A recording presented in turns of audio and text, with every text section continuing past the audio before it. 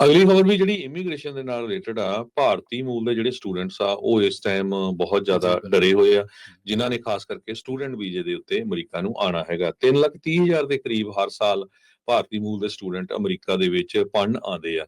ਪਿਛਲੇ ਦਿਨਾਂ ਦੇ ਵਿੱਚ ਪ੍ਰੈਜ਼ੀਡੈਂਟ ਟਰੰਪ ਉਹਨਾਂ ਨੇ ਇਹ ਕਹਿ ਦਿੱਤਾ ਸੀ ਭਈ ਜਿਹੜੇ ਨਵੇਂ ਸਟੂਡੈਂਟਸ ਆਣੇ ਆ ਉਹਨਾਂ ਦੀਆਂ ਵੀਜ਼ਾ ਅਪਾਇੰਟਮੈਂਟਸ ਕੈਂਸਲ ਕਰ ਦਿੱਤੀਆਂ ਗਈਆਂ ਹੈਗੀਆਂ ਤੇ ਉਹਨਾਂ ਦੀ ਵੈਟਿੰਗ ਹੋਊਗੀ, ਉਹਨਾਂ ਦੇ ਸੋਸ਼ਲ ਮੀਡੀਆ ਅਕਾਊਂਟਸ ਜਿਹੜੇ ਆ ਉਹ ਦੇਖੇ ਜਾਊਗੇ, ਜਿਹਦੇ ਕਰਕੇ ਬਹੁਤ ਸਾਰੇ ਜਿਹੜੇ ਸਟੂਡੈਂਟਸ ਆ ਉਹ ਘਬਰਾਏ ਹੋਏ ਹੈਗੇ ਆ, ਜਿਨ੍ਹਾਂ ਨੇ ਅਮਰੀਕਾ 'ਚ ਪੜ੍ਹਨ ਆਉਣਾ ਸੀ। ਤੇ ਨਾਲ ਦੀ ਨਾਲ H1 ਵੀ ਵੀਜ਼ੇ ਨੂੰ ਲੈ ਕੇ ਵੀ ਜੋ ਟਰੰਪ ਐਡਮਿਨਿਸਟ੍ਰੇਸ਼ਨ ਆ ਉਹਨਾਂ ਦੇ ਕਈ ਜਿਹੜੇ ਸਹਿਯੋਗੀ ਆ ਉਹ ਇਹ ਕਹਿ ਰਹੇ ਆ ਵੀ H1 ਵੀ ਐਬੋਲਿਸ਼ ਕਰ ਦੇਣਾ ਚਾਹੀਦਾ, ਖਤਮ ਕਰ ਦੇਣਾ ਚਾਹੀਦਾ। ਉਹਦੇ ਕਰਕੇ ਲੱਖਾਂ ਦੀ ਗਿਣਤੀ 'ਚ ਜਿਹੜੇ ਅਮਰੀਕਾ ਦੇ ਵਿੱਚ H1 ਵੀ ਵੀਜ਼ੇ ਵਾਲੇ ਆ, ਉਹ ਉਹਨਾਂ ਦੀ ਜੌਬ ਵੀ ਜਿਹੜੀ ਖਤਰੇ 'ਚ ਆ, ਉਹਨਾਂ ਦਾ ਵੀਜ਼ਾ ਖਤਰੇ 'ਚ ਹੈਗਾ, ਕਿਉਂਕਿ ਅਮਰੀਕਨ ਜੋ ਆ ਉਹ ਇਹ ਕਹਿੰਦੇ ਆ ਵੀ ਸਾਡੀਆਂ ਜੌਬਸ ਲੈ ਰਹੇ ਹੈਗੇ ਆ। ਬਹੁਤ ਜਗ੍ਹਾ ਦੇ ਉੱਤੇ ਸੱਚ ਵੀ ਆ, ਬਹੁਤ ਜਗ੍ਹਾ ਦੇ ਉੱਤੇ ਅਮਰੀਕਨ ਕੰਪਨੀਆਂ ਨੇ ਇੰਡੀਆ 'ਚ ਆਪਣੇ ਆਫਿਸਿਸ ਖੋਲ ਦਿੱਤੇ ਹੈਗੇ ਆ।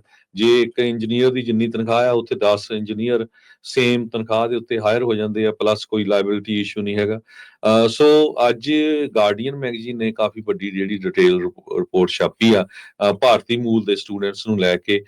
ਇੱਕ ਸੁਭਾਸ਼ ਦੇਵਟਵਾਲ ਕਰਕੇ ਨਾਮ ਉਹਨਾਂ ਨੇ ਦੱਸਿਆ, ਕਹਿੰਦੇ ਵੀ ਇਹ ਗੁਜਰਾਤ ਦੇ ਵਿੱਚ ਰਹਿੰਦਾ, ਅਹਿਮਦਾਬਾਦ ਦੇ ਵਿੱਚ ਉਹਨਾਂ ਦੀ ਇੱਕ ਕੰਸਲਟੈਂਸੀ ਆ ਜਿਹੜੇ ਸਟੂਡੈਂਟਸ ਨੂੰ ਪ੍ਰਿਪੇਅਰ ਕਰਦੇ ਆ ਤੇ ਕਿਸ ਤਰ੍ਹਾਂ ਅਮਰੀਕਾ ਦੀ ਯੂਨੀਵਰਸਿਟੀ ਦੇ ਵਿੱਚ ਐਡਮਿਸ਼ਨ ਲੈਣਾ ਹੈਗਾ।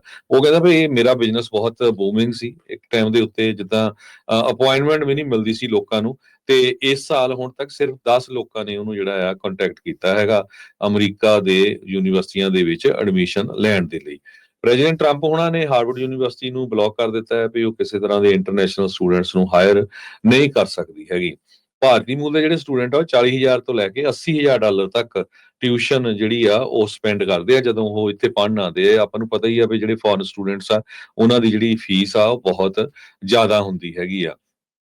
ਤੇ ਡੇਵਟਵਾਲ ਜੋ ਆ ਉਹ ਇਹ ਕਹਿੰਦੇ ਆ ਵੀ 100 ਤੋਂ ਵੱਧ ਸਟੂਡੈਂਟ ਮੈਂ ਅਮਰੀਕਨ ਯੂਨੀਵਰਸਿਟੀਜ਼ ਨੂੰ ਭੇਜ ਚੁੱਕਾ ਹੈਗਾ, ਪਰ ਇਸ ਸਾਲ ਜਿਹੜੀ ਸਿਚੁਏਸ਼ਨ ਆ ਬਹੁਤ ਜ਼ਿਆਦਾ ਜਿਹੜੀ ਡਿਮ ਆ ਤੇ ਜਿਹੜੇ ਬਹੁਤ ਘੱਟ ਗਿਣਤੀ ਦੇ ਵਿੱਚ ਲੋਕ ਜਿਹੜੇ ਆ ਉਹ ਯੂਨੀਵਰਸਿਟੀਜ਼ ਦੇ ਵਿੱਚ ਅਮਰੀਕਨ ਯੂਨੀਵਰਸਿਟੀ 'ਚ ਪੜ੍ਹਨ ਜਾਣਾ ਚਾਹੁੰਦੇ ਆ। ਬਰਜੇਸ਼ ਪਟੇਲ ਇੱਕ 50 ਸਾਲਾਂ ਦਾ ਉਹ ਟੈਕਸਟਾਈਲ ਦਾ ਟਰੇਡਰ ਆ, ਉਹ ਇਹ ਕਹਿੰਦਾ ਵੀ ਮੈਂ ਕਈ ਸਾਲਾਂ ਤੋਂ ਆਪਣੇ ਬੱਚੇ ਦੀ ਲਈ ਜਿਹੜੀ ਫੀਸ ਆ ਉਹਦੀ ਲਈ ਸੇਵਿੰਗ ਕਰਦਾ ਸੀ ਤਾਂ ਕਿ ਮੇਰਾ ਬੱਚਾ ਜਿਹੜਾ ਆ ਬਾਹਰ ਜਾ ਕੇ ਕੋਈ ਮਾਸਟਰਸ ਜਾਂ PhD ਲੈਵਲ ਦੀ ਜਿਹੜੀ ਡਿਗਰੀ ਆ ਉਹ ਕਰ ਸਕੇ। ਪਰ ਜੋ ਸਿਚੁਏਸ਼ਨ ਅਮਰੀਕਾ ਦੇ ਵਿੱਚ ਇਮੀਗ੍ਰੇਸ਼ਨ ਨੂੰ ਲੈ ਕੇ ਹੈਗੀ ਆ, ਸੋ ਭਾਰਤੀ ਮੂਲ ਦੇ ਜਿਹੜੇ ਸਟੂਡੈਂਟ ਆ ਅਮਰੀਕਾ 'ਚ ਜਿਹੜੇ ਪੜ੍ਹਨ ਜਾਣਾ ਚਾਹੁੰਦੇ ਸੀ ਉਹਨਾਂ ਨੇ ਹੁਣ ਆਪਣੇ ਆਪ ਨੂੰ ਰੋਕ ਲਿਆ ਤੇ ਅਮਰੀਕਾ ਨਹੀਂ ਜਾਣਾ ਚਾਹੁੰਦੇ, ਮੇਬੀ ਆਪਾਂ ਹੋਰ ਕਿਸੇ ਮੁਲਕ ਦੇ ਵਿੱਚ ਜਿਹੜੀ ਆ ਟਰਾਈ ਕਰਾਂਗੇ। ਸੋ ਸਟੂਡੈਂਟਸ ਦੇ ਵਿੱਚ ਪੈਨਿਕ ਤੇ ਐਂਗਜ਼ਾਇਟੀ ਬਹੁਤ ਜ਼ਿਆਦਾ ਹੈਗੀ ਆ। ਬਹੁਤ ਸਾਰੇ ਜਿਹੜੇ ਇੰਡੀਅਨ ਸਟੂਡੈਂਟਸ ਆ ਆਲਰੇਡੀ ਅਮਰੀਕਾ ਦੇ ਵਿੱਚ ਹੈਗੇ ਆ, ਉਹ ਉਹਨਾਂ ਦੀਆਂ ਕਈ ਪਲਾਨ ਸੀਆਂ ਵੀ ਮੈਂ ਇਸ ਕੰਪਨੀ 'ਚ ਕੰਮ ਕਰੂੰਗਾ, ਮੈਂ ਆਪਣਾ ਲੇਟਰ ਔਨ ਬਿਜ਼ਨਸ ਸਟਾਰਟ ਕਰੂੰਗਾ, ਉਹ ਸਾਰਾ ਕੁਝ ਕਹਿੰਦੇ ਭਈ ਅਬੰਡਨ ਕਰਨ ਜਾ ਰਹੇ ਆ, ਵੀ ਖਤਮ ਹੀ ਕਰਨ ਜਾ ਰਹੇ, ਵੀ ਸਾਨੂੰ ਪਤਾ ਨਹੀਂ ਵੀ ਹੋਣਾ ਕੀ ਆ। ਇੱਕ H1 ਵੀ ਵੀਜ਼ੇ ਬਾਰੇ ਦੱਸਿਆ ਜਾ ਰਿਹਾ ਵੀ ਮੈਂ 15 ਸਾਲਾਂ ਤੋਂ ਇੱਥੇ ਕੰਮ ਕਰਦਾ ਸੀ ਤੇ ਹਜੇ ਤੱਕ ਵੀ ਮੇਰਾ ਜਿਹੜਾ ਗ੍ਰੀਨ ਕਾਰਡ ਆਇਆ ਨਹੀਂ ਤੇ ਮੈਂ ਹੁਣ ਸੋਚ ਰਿਹਾ ਵੀ ਵਾਪਸ ਇੰਡੀਆ ਨੂੰ ਚਲਾ ਜਾਵਾਂ। ਸੋ ਅੱਜ ਕਾਫੀ ਡਿਟੇਲ ਦੇ ਵਿੱਚ H1 ਵੀਜ਼ੇ ਨੂੰ ਲੈ ਕੇ ਗਾਰਡੀਅਨ ਮੈਗਜ਼ੀਨ ਨੇ ਜਿਹੜੀ ਆ ਇਹ ਰਿਪੋਰਟ ਛਾਪੀ ਹੈਗੀ ਆ। ਜੀ ਬਿਲਕੁਲ।